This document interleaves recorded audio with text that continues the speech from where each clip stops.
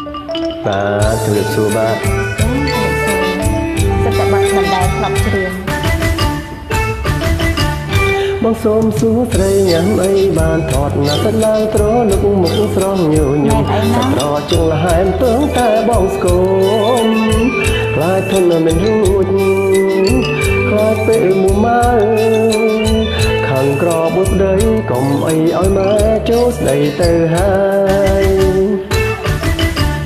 អ្នកប្រសងវិញកុំអាកិនអីឲ្យតែប្រសិននោះសំណាងហើយនាំគប់បងឯងមិនឲ្យតួងឡើ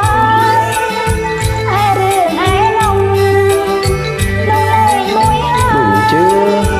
កុំប៉ិនមិនខ្លាយប្រងសំណាងហើយបានអូនជួបបងមិនអីអូនលើសង្កដើមទេបងអើយបងខ្លាចរកអូនឯងថឹកពេកណា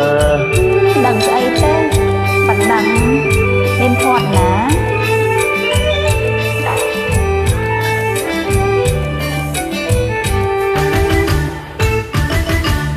បងសូមសួរស្រីញ៉ាំអីបានថតណាសិតឡើងត្រលុកមុខស្រស់ញញឹមសាច់ត្រជើងលហោទើងតែបងស្គ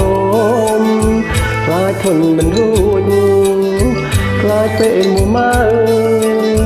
ខាងក្របបុស្ដីកុំអីឲ្យម៉ែចូលស្ដីទៅហើយតែប្រងសំកិនកុំអាកិននេះឲ្យតែប្រសិនតួសំណាងហើយអង្គមមកឯងមិនឲ្យតួងឡើយអើរឿងឯណែនងមើលទៅជឿទេនងលេងមួយហើយកុំប៉ិនដឹកណាហើយប្រសំនឹងហើយបានជួបនឹងអូនមែនអីអូនស្អប់បងឯងទាំងអីហើយដឹងស្អីទេខ្លាចណាស់ឲ្យលោកខាត់ពេកប៉ុណ្ណឹងនឹងមានធាត់អីហ្មងហ្នឹងមើល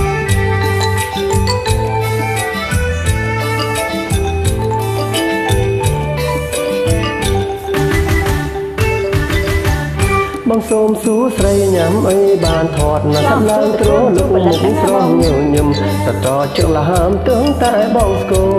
មខ្លាចធន់មិនរួចខ្លាចពេលមួម៉ៅអីទេខាងក្របបុស្ដីកុំអីឲ្យម៉ែចូលស្ដីទៅហើយ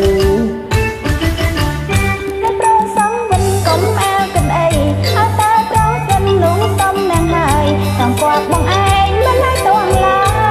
យអើរឿងឯណែនងនៅលេងមួយហើយមែនទេអី